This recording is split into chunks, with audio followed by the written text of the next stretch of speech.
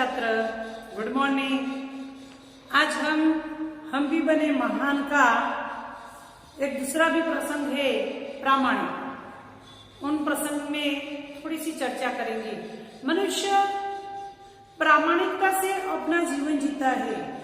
प्रामाणिक अपने सभी कार्य में वह प्रामाणिक रहता है तो हमारा घर, हमारा मोहल्ला, हमारा राज्य, हमारा देश, सभी स्थानों पर हम अच्छी सफलता भी प्राप्त करते हैं और हमारे देश का नाम भी रोशन होता है।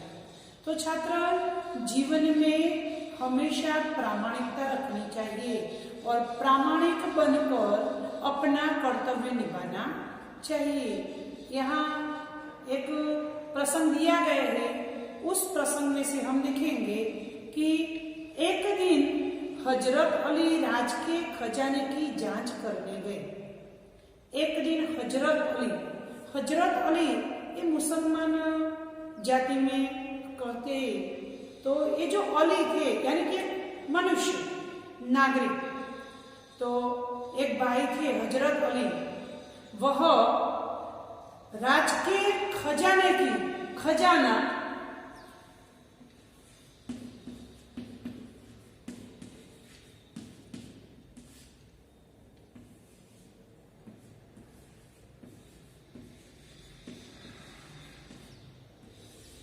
खजाना तो धन, भंडार, धन का जो भंडार होता है उसे कहा जाता है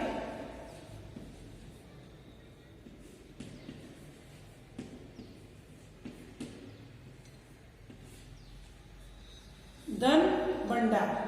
धन का, पैसों का जो भंडार होता है उसकी बात करते हैं। खजाना यानी कि धन भंडार की जांच यानी कि परीक्षण, निरीक्षण, जांच।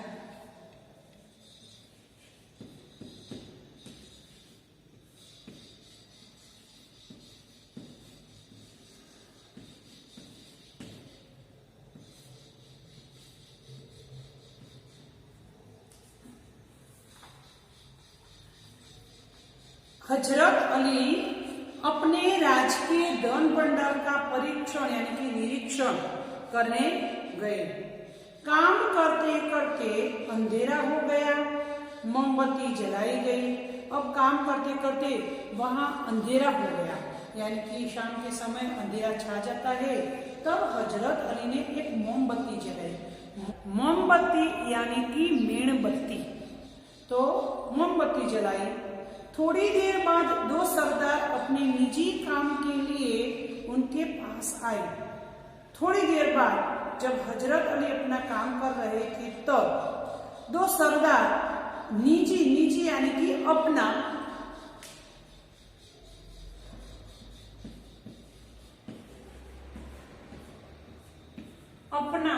खुद का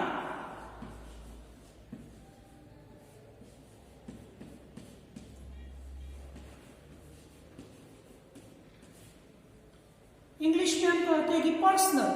तो दो सरदार अपना काम करने के लिए हजरत अली के पास आए।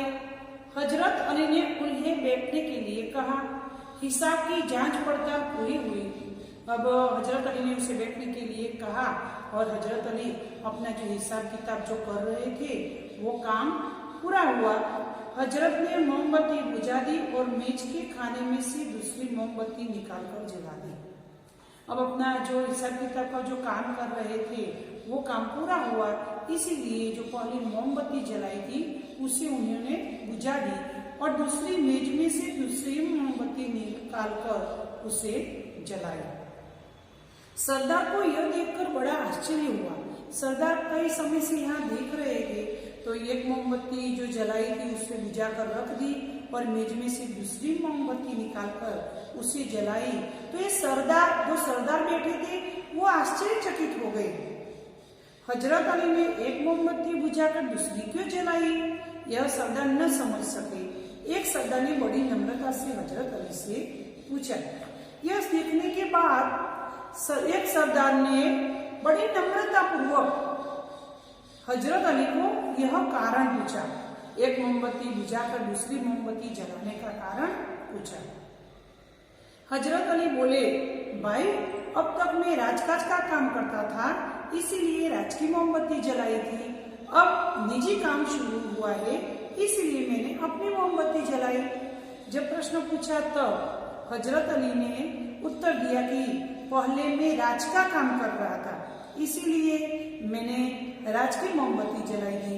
अब मैं अपना निजी काम कर रहा हूँ, इसलिए मैंने अपनी मोमबत्ती जलाई। यानी कि आप मुझसे मिलने के लिए आए हैं, राज के काम के लिए नहीं आए, इसलिए आप मुझसे मिलने के लिए आए हैं, तो मैंने अपनी मोमबत्ती जलाई।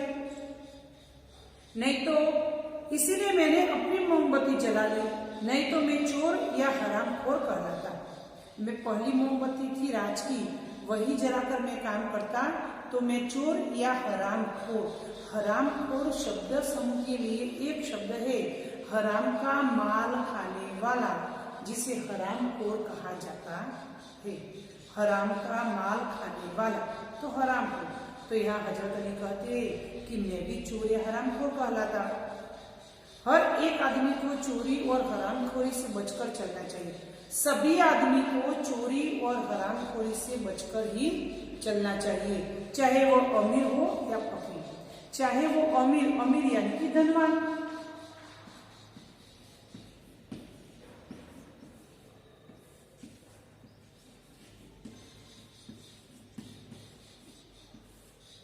ऐसेदार और फकीर यानी कि साधु, चाहे वो अमीर हो, पैसेदार हो या कोई साधु पुरुष हो, सभी को चोरी और हरामखोरी से बचकर ही चलना चाहिए।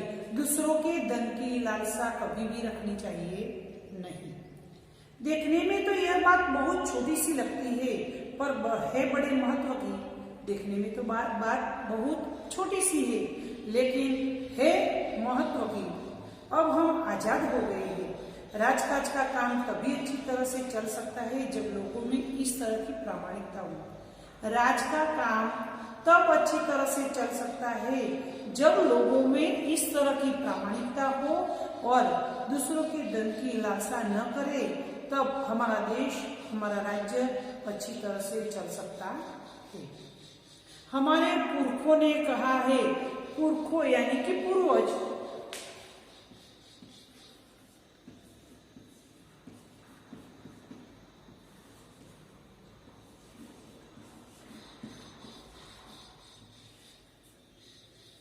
हमारे पूर्वजों ने कहा है कि माँ घृदः कस्य स्वीद धनम, माँ घृदः कस्य स्वीद धनम, यानी कि किसी के धन माल की लालसा मत करो। यह मनुष्य के लिए सबसे बड़ी सीख है। हमेशा दूसरों के धन की कभी भी लालच करनी चाहिए नहीं। मनुष्य के लिए सबसे बड़ा यही गुण होना चाहिए, तो हम हमारे जीवन में और हमारा घर अच्छी तरह से हम चला सकते हैं। तो यहाँ हमारे दुनिया में, इस दुनिया में भी कई सारे ऐसे देश हैं जिसमें प्रामाणिकता है, और प्रामाणिकता के कारण वह देश बहुत आगे विकासशील देशों में उसे माना जाता है। तो इसी प्रकार तो हम सब भी प्रामाणिक रहेंगे तो हमारा भारत देश है वह भी विकसित देशों में उनकी गिनती हो सकती है। बस एक हंसो। जय हिंद, जय भारत।